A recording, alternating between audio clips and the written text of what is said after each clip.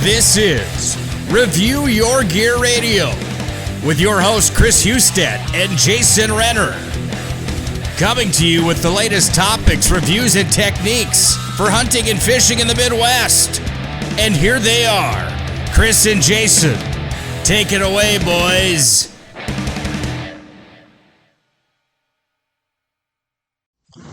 Ew.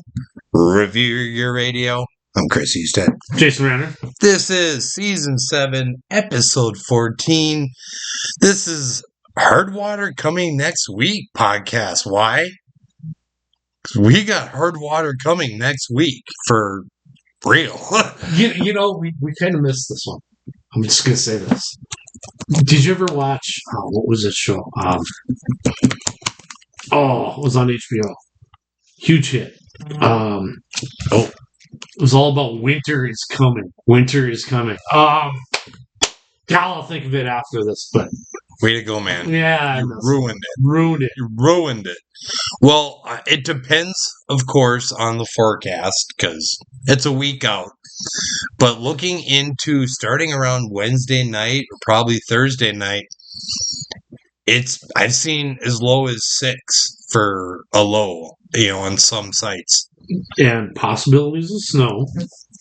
Yes, I haven't seen too much in. Oh, did I just? Slight risk of heavy snow, like 6 inches, but nothing. The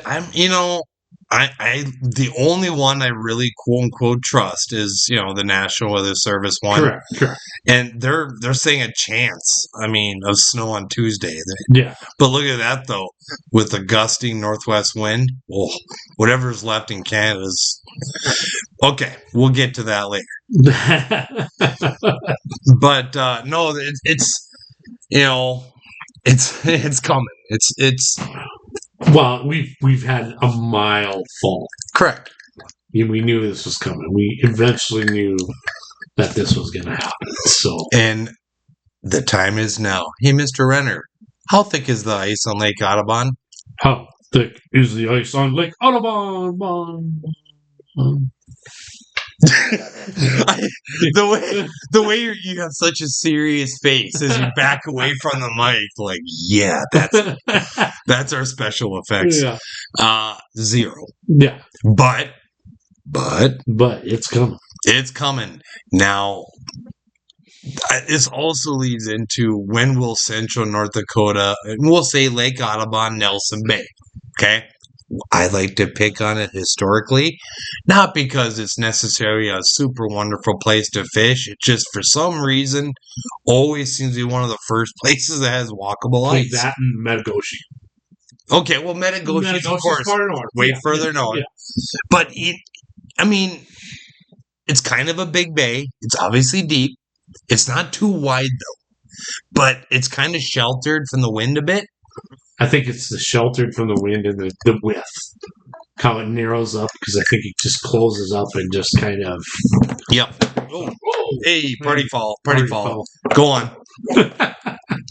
Still learning how to use a microphone, I guess. Stand. But yeah, I just think how it's designed, and it just seems to be always the first one to lock up. Correct.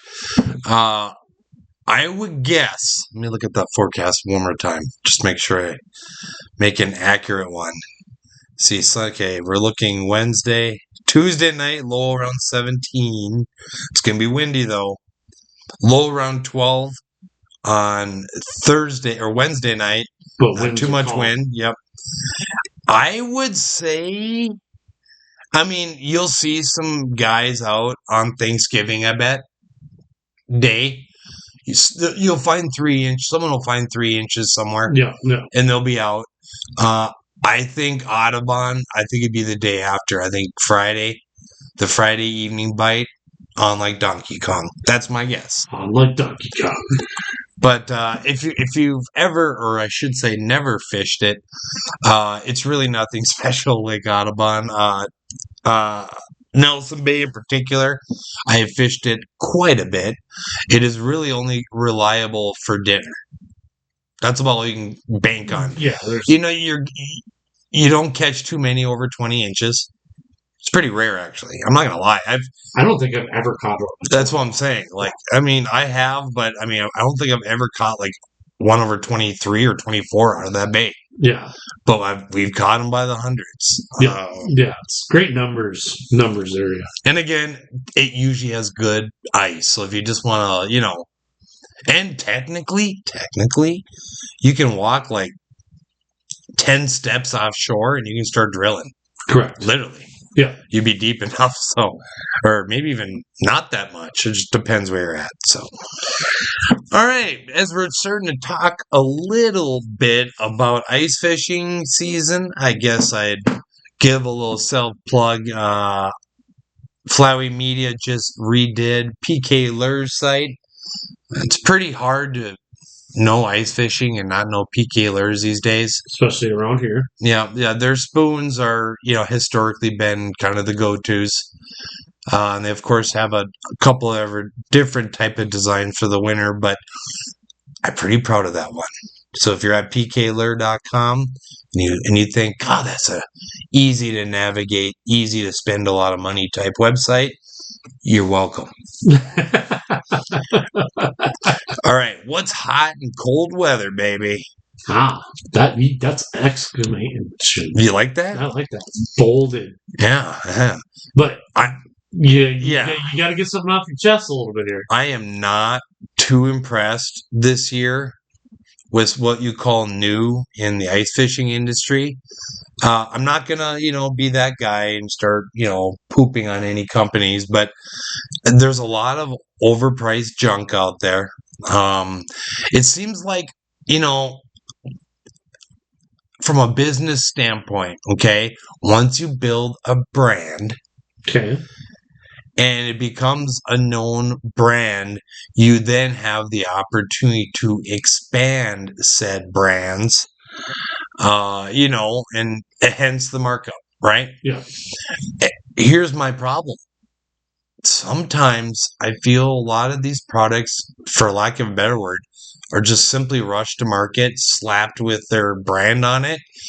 A lot of it's not that high quality if you were to compare what you're paying compared to the competing products. All I'm saying. Yeah. Well, I mean, again, we're not trying to bash anything, but it looks like a lot of stuff that's just, oh, hey, that looks good over in China. Let's bring it over. Right.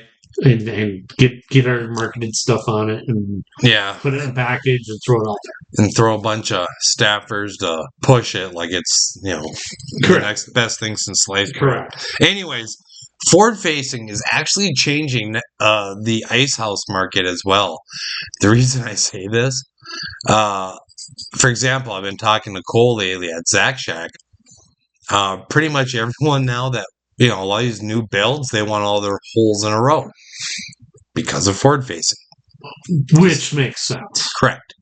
So you can watch the whole... Correct. You put your pole on the end and then watch the whole thing. Yeah. I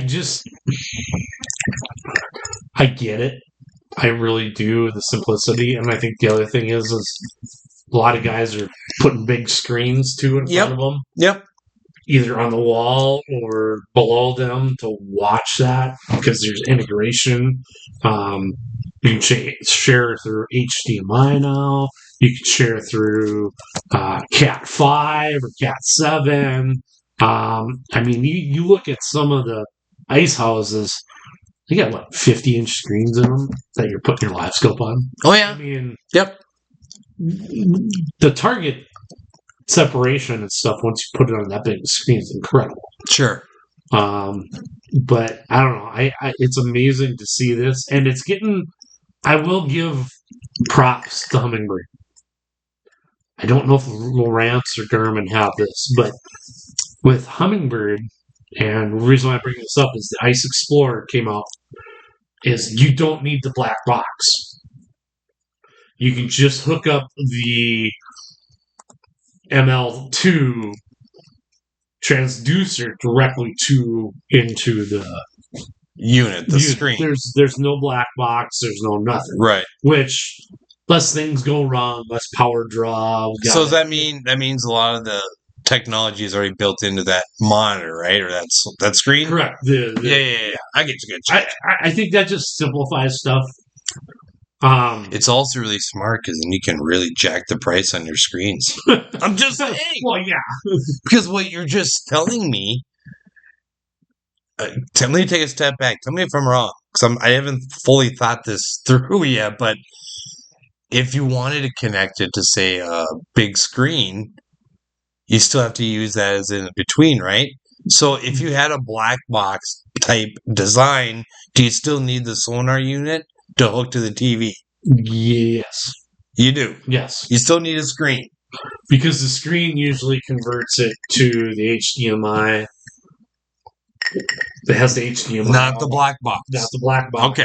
Just curious. All the screens have the HDMI outs. Correct. Garmin has it now too, where you can put an HDMI out and convert that.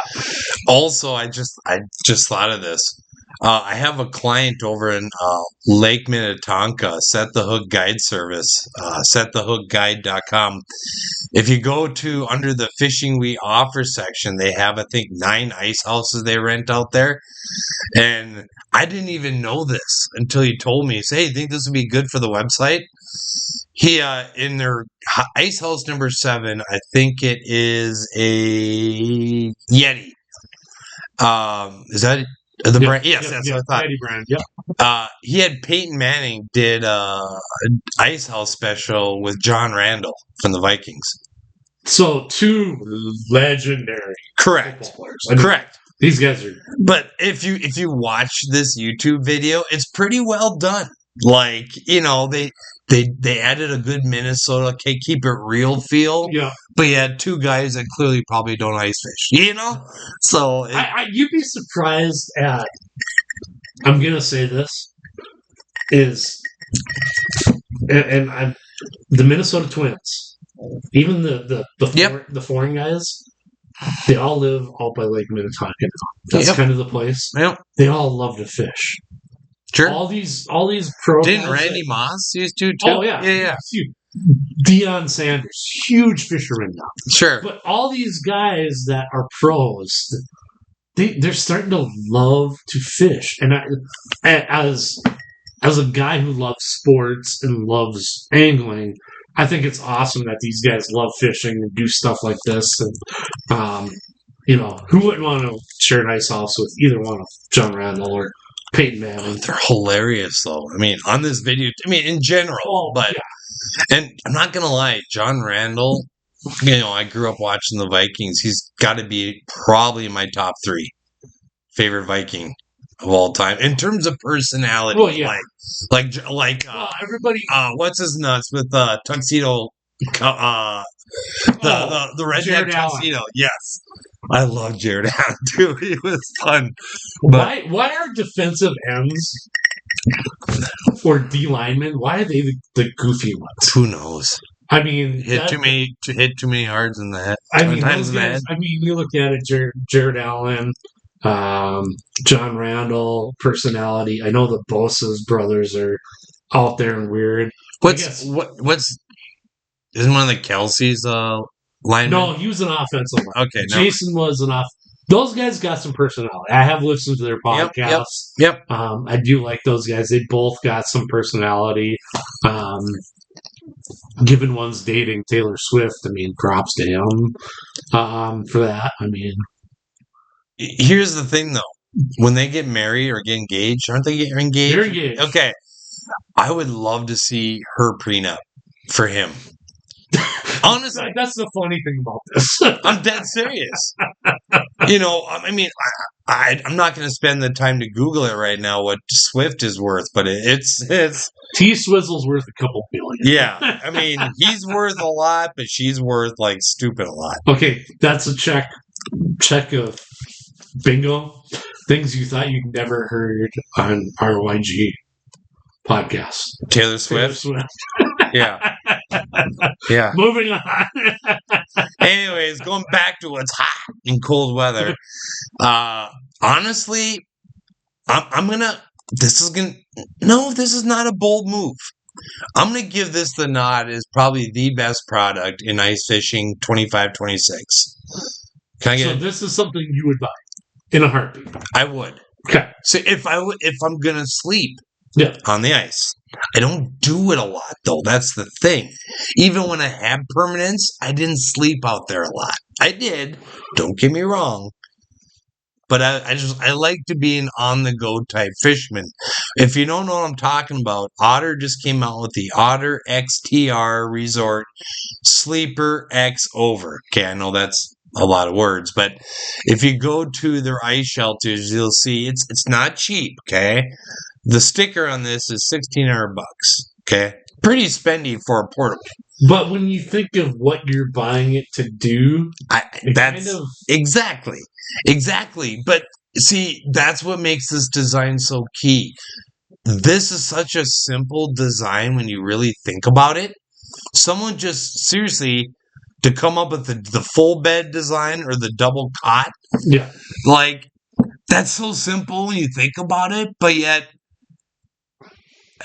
no one else has done it. no one else done it. Yeah. And for that reason, now I wonder if you look at that, I wonder if you can even put, more padding on top or whatever. You could easily drop a pad on top of that. Correct. But the point is, it has two designs. So first, the whole bench lays down as a bed. So that'd be perfect for one. If you're going to sleep two, you basically, I don't know, guess you say you turn the seats outright towards where you fish, put down legs, and you have two cots going side by side into the main fishing area. I think they pull out a bottle. Okay. Well, either way. Yeah. The exact design is to be determined. But if you look at the pictures, I mean, it's a 106 inches by, 58 square feet? 58 square feet. We figured out. So, I mean, it's a pretty good size unit. What's the weight, though? I wonder if they should. 252 pounds. Ding, ding, ding, ding. There's the kicker. So, I mean, one guy is not going to pick this up. Or even two if you have snow and it's full of gear. Yeah. So, I mean, just keep that in mind, but still, I think that's the coolest design for ice houses in a while. I think they're going to sell it. If you're pulling it behind a four-wheeler or something. Right. Not even. Because if you also take a step back, we talked about this in a previous podcast. The only other the other company that really took a step in the sleeper market was Jiffy. They have their base camps, is what they came up with. But if you add the floor, the everything to this one, yep, you're looking at $1,500. Oh, of course. Well, the base camp $980. And remember, you can buy multiples and zip them together, and then you got the floor. They have, you can cook in it. So you can actually technically run a diesel heater or a wood stove on the correct, outside. right there. A wood stove even. I mean, it's probably, if more for not necessarily where you're going to fish out of, this is what it is. It's a camp. Yeah. It's almost just like tent. Yes, you could use it to fish in too, but it's made to. Yeah, because when you set everything up, I bet you're probably not going to want to do it again that day. It's like it's the answer to the wheelhouses, only in a portable fashion. Yeah, and it makes sense. It's 122 square feet if you have them together. I mean, it's a big unit, but again, it's not going to be as mobile. Like, for example, the Otter design, again, I'm going to give the nod. It looks like you could fold that up in seconds and be on the go. Yeah. And you could still, and again, you could put the floor. You wouldn't need a lot of that flooring. Because the cot's raised. Correct. Well, and it's not that big of a square footage to cover. No. Also, just so people know, I know you can buy like name brand, like foam, pad things for the floor. you can buy knockoffs for like pennies on the dollar. Same thing without the brand name. Oh, like Sam's Club Or Amazon. Google it, you'd be surprised. Oh, yeah. Foam floor, like grid or whatever. And you can cut it to the sizes you Correct. want and the holes you want. Correct. It's not going to have a brand name on it here, people, but it's going to be the same color, the same width, the same material, yada, yada, yada. All right. I felt good. I had to get that. You had to get that out. You had to get that. All right. We got something we're bringing back. This is so weird to say we're bringing it back. Back again. There you go. Houston's back. No, that album is started when Shady started going downhill. True. The first couple albums, gold. 3 albums. Yeah. And anyways, we're bringing back the email list. Now, the funny thing is, when we first started Review Your Gear, me and my old partner way back, and then I bought him out a couple years after, it was really circling, like, had a lot to do with an email list. Truth be told, it's a lot of work. Believe it or not, to set those templates up and all that good stuff with all the content. And just quite honestly, I got too many irons in the fire. So it got set aside. Yep. Forward to today, I still had the email form active. And yeah, we have 5 digits. We have quite thousands of email subscribers that it's all verified. So, I mean, hey, we're going to bring it back. And if you want to get on the list, I put it in the footer of the website. So you can't miss it. You go to reviewyourgear.com, scroll to the bottom, you'll see it where you can enter your email. I'm going to give away 4 aerators on this next one. The fish food aerators, fish food tackle, also on the Review Your Gear website. They're $25. I'm going to give 4 of those bad boys away. So we're going to just at random. But we'll get into that, but just keep an eye out. If you're not on the email list, which I know it's been a bit, go to reviewyourgear.com, go to the bottom, enter your email. It takes seconds.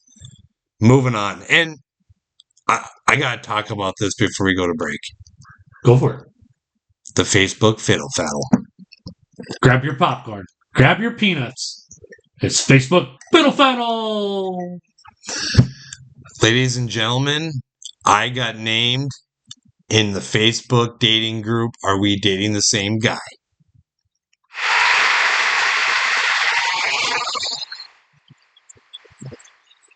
Thank you.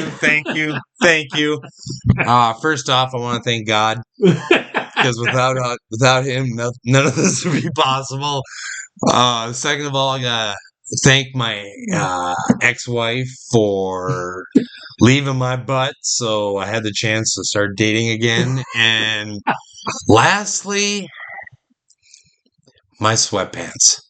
Ooh, he went there. Yeah, chicks dig sweats, bro. No, they don't, but for some reason, I like to say I make it work. Either way, my picture got posted just the other week. One of my buddies' girlfriend, whatever, saw it, screenshot it. The funny thing is, kind of creepy at the same time. Oh, I checked it out, though. You did? You see it? I had to. How many comments were there in the end? I think it was like 22, 23. What? There was that many? I think so. Okay, I only saw the first 4. I don't even know about the other 18. Oh, it was interesting. So I got trashed? Yeah, well, I don't say it, bro. I don't care. A lot of people are like calling out what you've gone through, and they talk to your ex and blah blah blah. Talk about your ex all the time. Like, dude, he got a divorce. He misses these kids. What do you expect? I'm just gonna say this because what I don't like about this is it takes a person's weaknesses. It doesn't matter what they've gone through, what they've done. We're gonna make his freaking weaknesses public. Funny thing is, though, how many of them were not anonymous? Not many. Yeah. Did you recognize it? I didn't recognize any names. I got the screenshot right away when there was 4, and I got a chuckle out of it. I figured, it's women, Well, what especially anonymous and Facebook. Put those 3 together: women, anonymous, Facebook. I mean, the gloves are off, well, bro. you can throw. But here's 2 things I don't like about this. Okay, one, somebody can go on there and just lie Of course. because there's no fact check. No, Because shocker. yeah, People lie on Facebook. lie on Facebook. The second thing is these are a lot of the same women that watch The Bachelor. Or whatever. What? Who knows? Oh, it's okay to date multiple people as long as you go on a show and doing it. Here's the... Okay, go on. But there's just... It's calling out somebody's weaknesses, and nobody's perfect out there. Right. Nobody is. But hey, let's throw it on a Facebook post. And to me, it just calls out how insecure women are these days. And I by the way... I get it. And by the way, believe it or not, there's a lot of people that don't know about this. I've talked to a few recently, and this came up. A lot of guys don't even realize these exist. Guys, if you're not familiar, literally pretty much every city in America has we have 4 of them? 4 or 5 of them. Yeah. It's like, are we dating the same guy, Bismarck, or whatever? The other thing is I've searched pretty much every one of my single friends. Yeah. They're all on there. Okay, yeah, of course. So point is, and I've only been single for how long? February? Yeah. And what doesn't, and the first thing on everybody's posts is the negative stuff about them. Awesome. And here's the funny part too. I'm not dating really. Like I've been spending some time with one person who I darn well know is not in those groups. So I'm not talking. I'm not trying to be on trial here, but I got a lot of stuff going in my life right now, and dating is not on anywhere on the list. Okay, straight up. I'm concerned about my kids, my business, stuff like that. I'm trying to control what I can.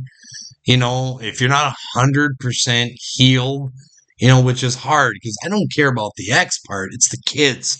But until you're 100% healed, you shouldn't be dating anyways. So that's why I think it's kind of funny that they're prying, because it almost makes you wonder who really, because the poster was anonymous, yeah, of course. So, I mean, it could have been my ex for all you know. Who knows? Yeah. Just that's anonymous. That's Facebook. That's the world we live in 2025, Mr. Renner. Thank God I don't have to date. That's all I gotta say. I used to say the same thing, bro. We'll be right back here on Review Your Gear Radio. And we're back here on Review Your Gear Radio. So it definitely looks to be a pretty darn good big game season thus far. From what I'm talking about, I know there was less tags issued out there, but I think success rate in my small study, whatever, is higher than what normally has been. Seen some really nice mule deer. Sure. Fitzik shot a really nice one. I saw that. My buddy Whelan shot a really nice one. There was a really big one shot south of Mandan.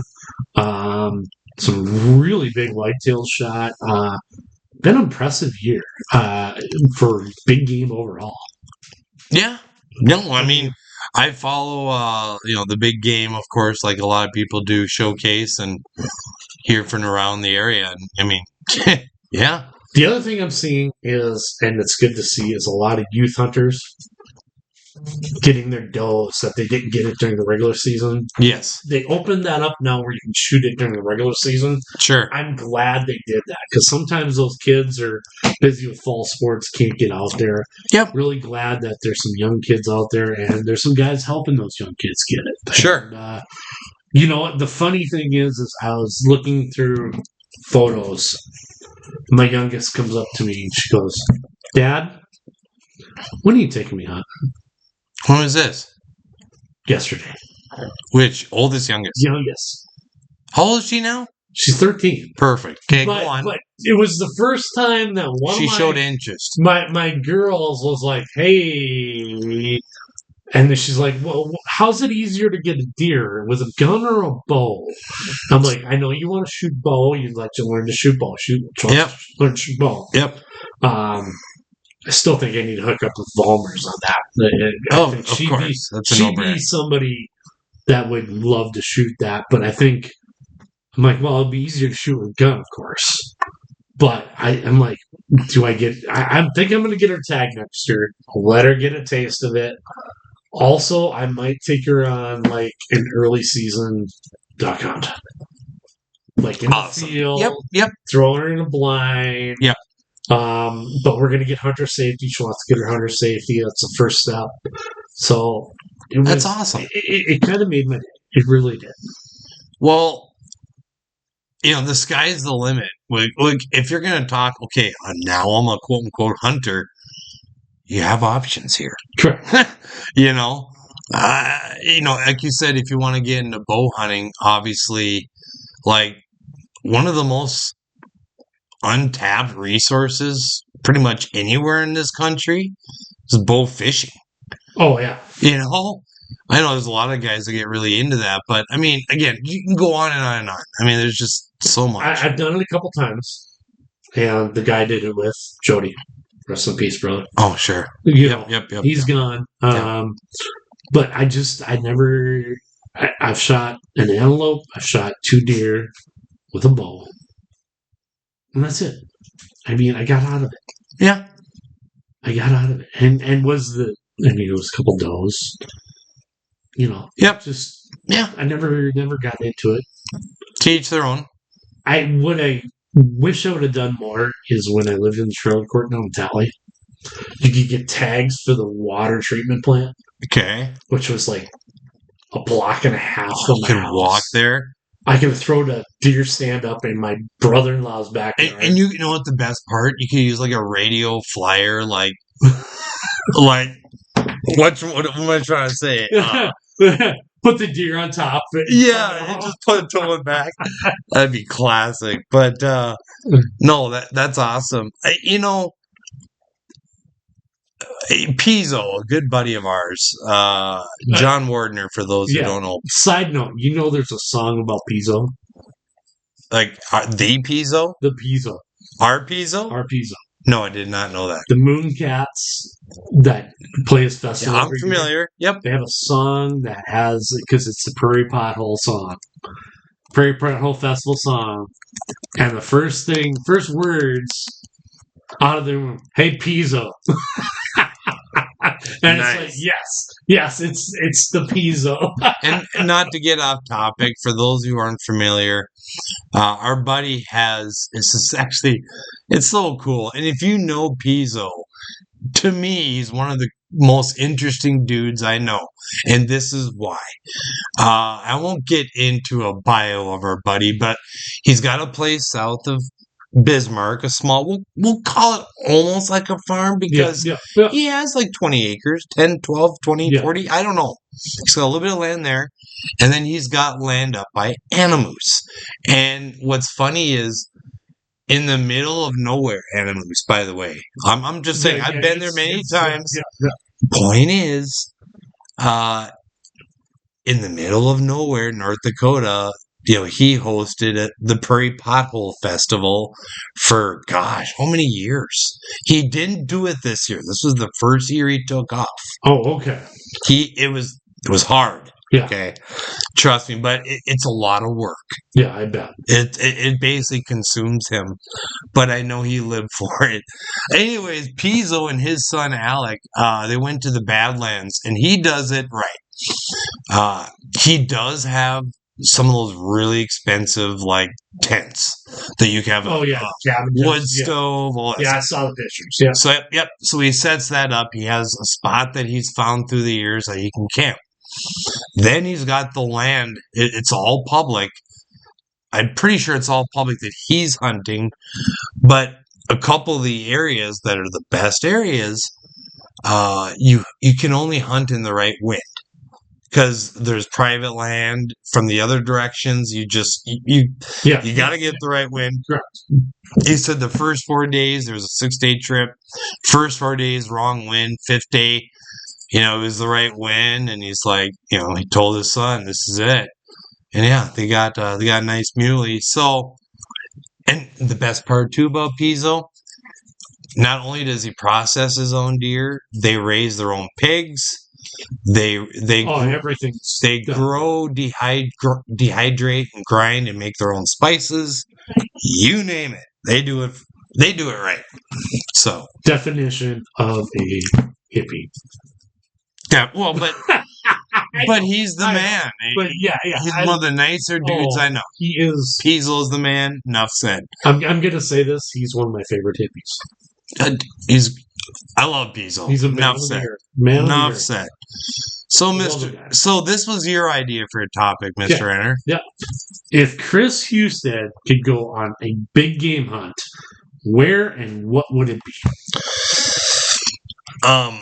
I have not been deer hunting. The last time I technically went big game hunting, we'll say per se, I wasn't even shooting yet. I want to say it was around 10. It's this long story. It seems dramatic, but you told a little bit of it. I did one time. Yep. We were doing a push, and a deer kicked out way on the side, and it started going at a weird angle towards the road. And here comes a white Bronco, like OJ's, like that style. And the window went down, and I hit the deck, thank goodness. I'm not saying they would have hit me, but I could hear whizzes, and it cracked the trees nearby. Yeah, that was like, this type of hunting is not for me. Now, if I was to ever get back into it, bow hunting style, I'm not a just shoot to shoot. I would like, I'm a decoyer as far as a waterfowl hunter. I just love to bring them in. I think deer would be no different. However, I would prefer elk. Only reason why, I just love eating the things. So, elk hunting. Talking New Mexico, Colorado. I'll go to I don't care. I just want to eat them. Montana. I just want to eat them. Gotcha.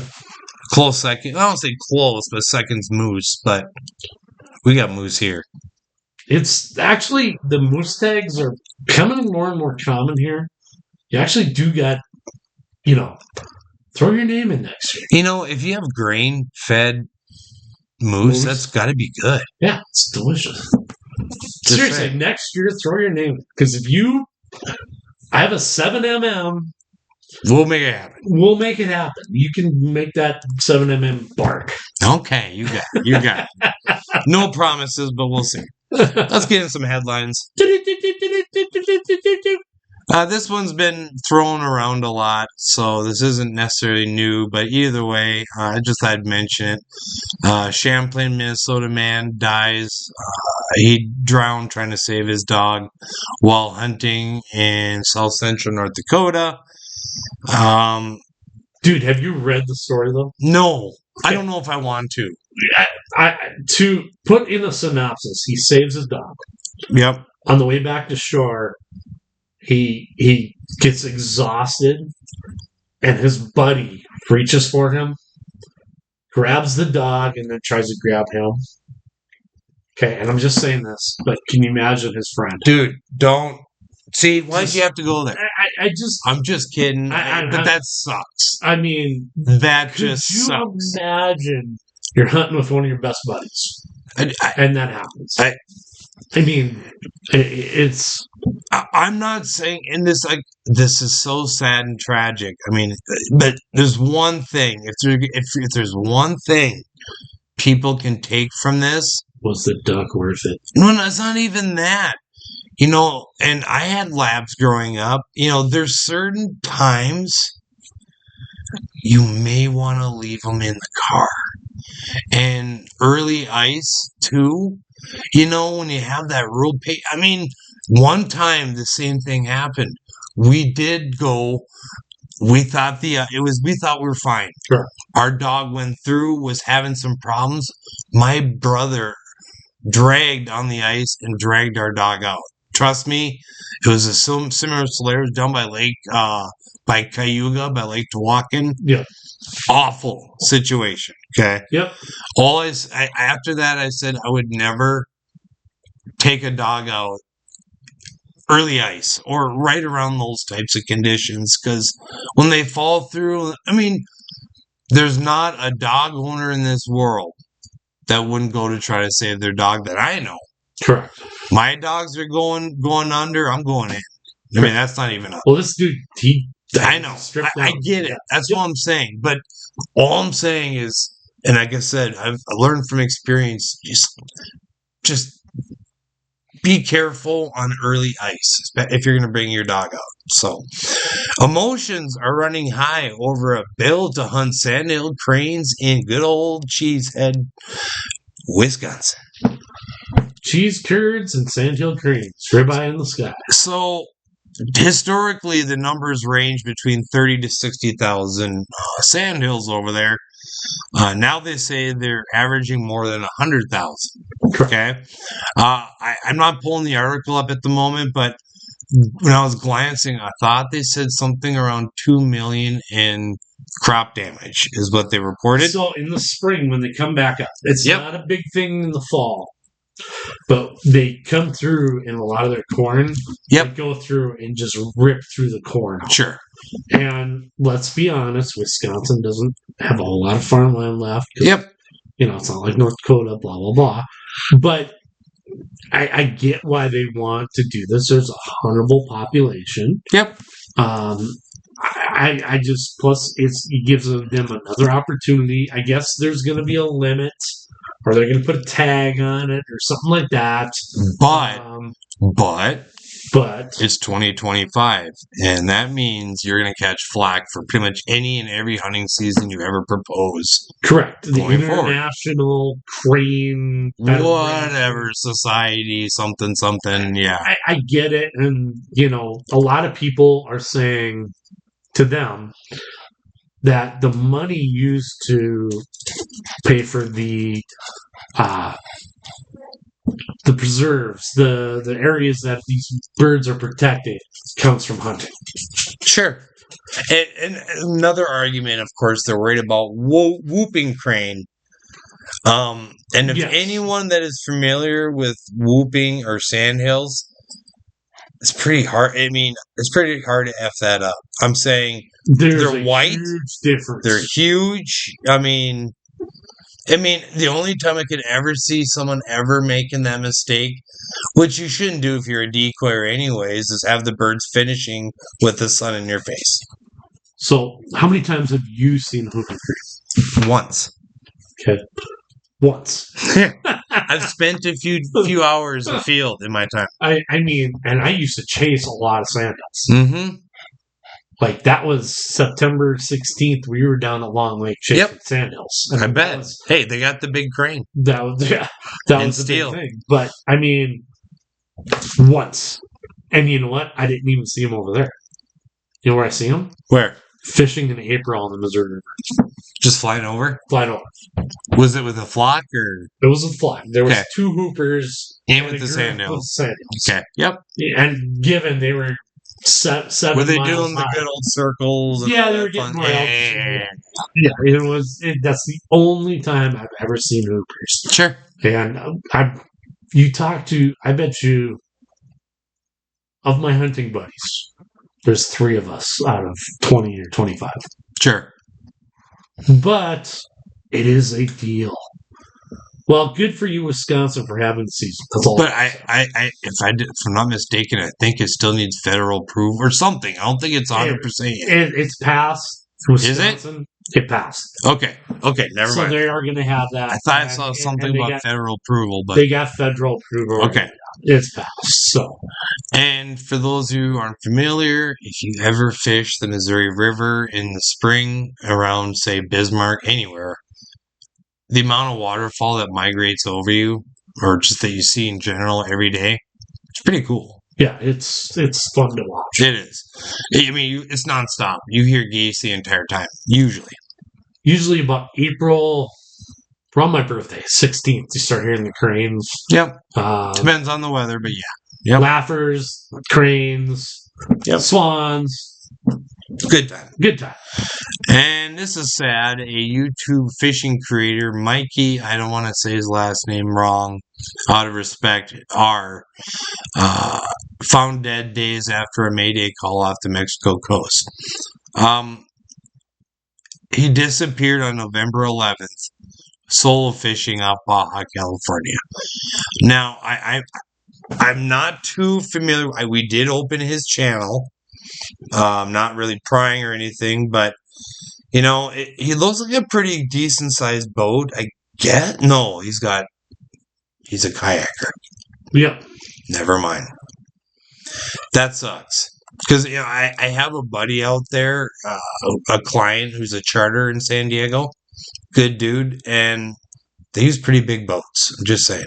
I guarantee you probably knows this guy because he's pretty. I'm sure he does. Yeah. I'm sure he does, and because this guy he goes into Mexican waters too. Yeah. So, all right. It's getting to be that time of year, Mr. Renner. You know what time it is? It is. Oh my God! I thought I had it up. Here we go. This is why. Do crack. Don't do that. Crack is whack. Crack is whack time. We're still working on our editing skills, but we'll get there eventually. Out of the booth he comes. All right, I'm going to say this with all honesty. If you're hearing this podcast, I'm going to try to get it posted tonight, which is the 20th, Thursday evening. If you're hearing this and you're thinking about making a trip to the Dakotas to hunt, you got to come now. Yeah, like it's honor now. It's not just because it's going to be over. I shouldn't say over because there's going to be exceptions, but it's going to be a pretty hard freeze upcoming mid to late next week. But there's a lot of birds here now, especially snow geese. I mean, they're here. They're everywhere. And there's a lot of I've seen a lot of big shoots. I've seen a buddy I know shot 3 days. I think he shot a solo 50 one man limit. Nice. 3 days in a row by himself. It's juvie time, bro. Yeah. I mean, it's time. So, again, it all depends on the weather. I would say by the mid to end of next weekend, of course, weather pending, it's going to start thinning out. That's my guess. If not, maybe even sooner. You think some of those birds are going to get that northwest wind on Tuesday? Well, here's the thing, though. Whenever you think they're here, you still got to understand how many more are still north. I mean, seriously, there's still a ton up north. So, who knows? It may bring them down here. Remember, we got the corn. Correct. It's going to be cold. Just saying. Cold and corn. And then it's going to be late season. And I like to call myself halfway. I did go the other year, but I like to call myself semi-retired from the Sky Panda game. But I used to do a lot of it. Essentials for late season Canada goose hunting. And we're going to talk out here in general. I know if you're going over by over in Minnesota or Wisconsin, some of those areas that have high pressure, they're using 60 dozen perma spreads and pits. Here, these birds, when they get here, they're just starting to get here, and usually it doesn't start getting decent here historically till Thanksgiving weekend.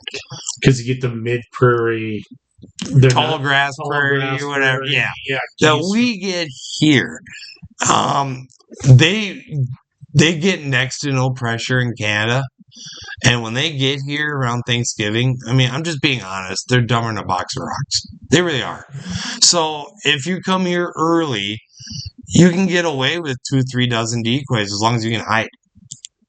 Family groups. It doesn't matter. Just be, especially if you're on an X, it's going to be over and done with. Yeah. You never know if you're going to have snow, so it's a good idea to have snow covers on your layouts. I like a black flag on a really long pole. I like my motion away from my blind. For calling, I call it just cluck and moan, baby. Just Simple stuff. They don't need to go crazy. This ain't the stage. These are dumb birds. And then scouting is key. Why?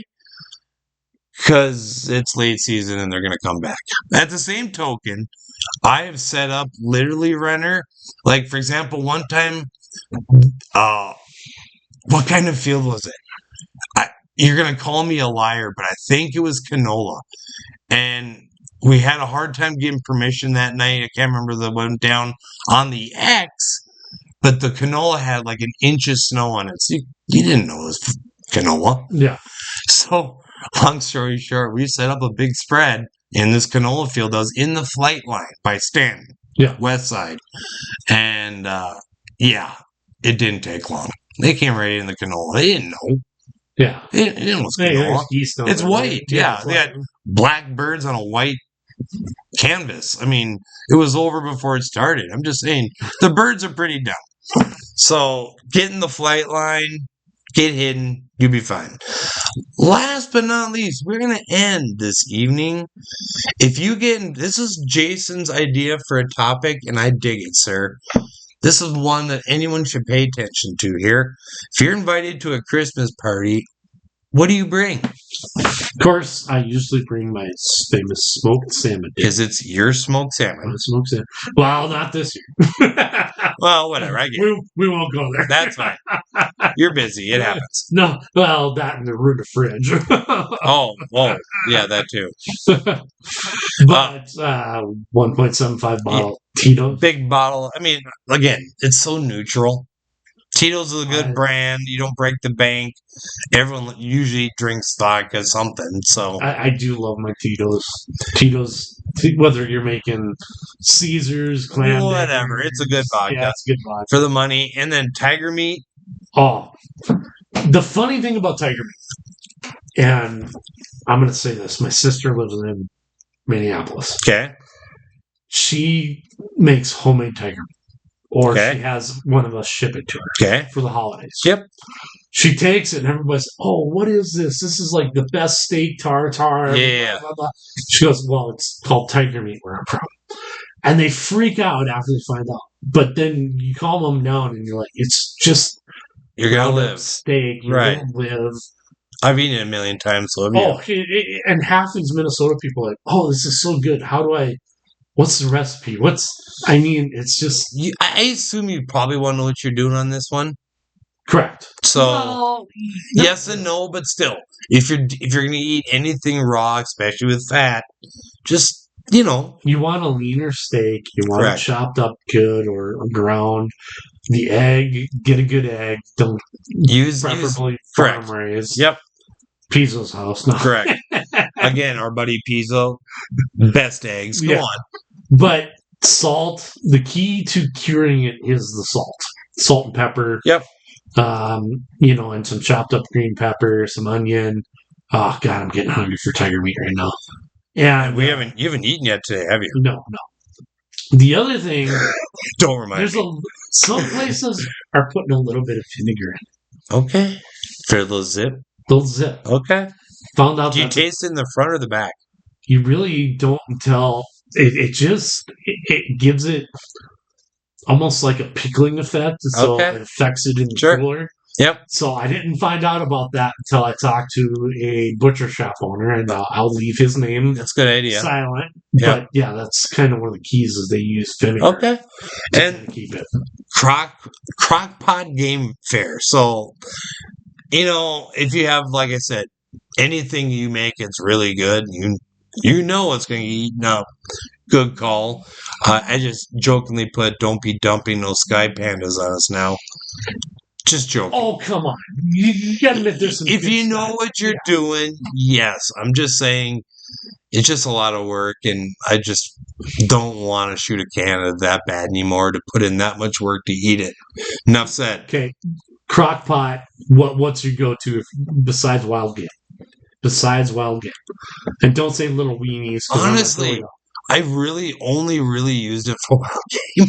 Mostly, I'm pathetic. I never really was one of those guys that would just make some random chicken casserole in the crock. You know what I'm saying? I never did that with the crock pot. Buffalo chicken dip. Okay, that's good. I didn't I miss that wagon, I guess. And then, okay, what's the word? Say it. Charcuterie board. I always screw that word up. I don't know why it's so. Okay, for those of you at home, stop right now. Say the word. Charcuterie. Can you spell it? I got $100 says you can't. I'm not gonna lie. It was interesting trying to figure it out on Google, but So, yes, what is a charcuterie board? meats and cheeses Meats and and cheeses. whatever. Pickles, olives. Yep. You know what the little pickles are called? The little baby ones? What? Cornichons. Ooh, look at you again. I'm getting all fancy over here. The charcuterie short. You're just showing off. You just learned a word today. I gotta use it in the podcast. Cornichon. And last but not least, there's homemade booze, but don't bring. What's the one you always say the gross stuff you like to drink that no one else likes? Oh, my lord. Just That's don't. not homemade, but I know, but don't bring my lord. Don't be that guy. If you don't know what it is, you're not missing out. It So was my ugly Santa present a couple years ago. And my brother-in-law won it. And then, of course, you know, I knowing what I know, I'm like, okay, we all got to do one shot. yep. We all did one shot. And I said, okay, we've all done one shot. To qualify as a true Malort fanatic, you have to have a second shot. You know how many people out of 20 did the second shot? You. 2. Who was the other? My buddy Jason Wheeler. Okay. I like my Malort, but the other thing is there's some really good recipes of apple pie out there. I make a mean peach cobbler red eye. You've had that. Oh, yeah. Yeah. Peach cobbler's good. I mean, just bring something that'll share. I'm trying to think of the brand. I think it's Old Smoky. Okay. Has this chocolate peppermint moonshine. Is it smooth or is Oh, it still got the peppermint? Super Because I smooth. can't do anything No, minty. it doesn't have that peppermint burn. Okay. It's got a little bit of moonshine burn, but it's like butter. Ladies and gentlemen, it is 7:47 in the evening here, just like the airplane. And my friend over here, Mr. Renner, has not eaten yet today. We're going to go have a sushi boat. So I'm Chris Husted. I'm Jason Renner. This was Revere Your Gear Radio. Thanks for tuning in to Review Your Gear Radio. Be sure to tune in next episode, and don't forget to check out reviewyourgear.com. Also, check us out on Instagram, Facebook, and YouTube. Till next time, tight lines and good times in the outdoors.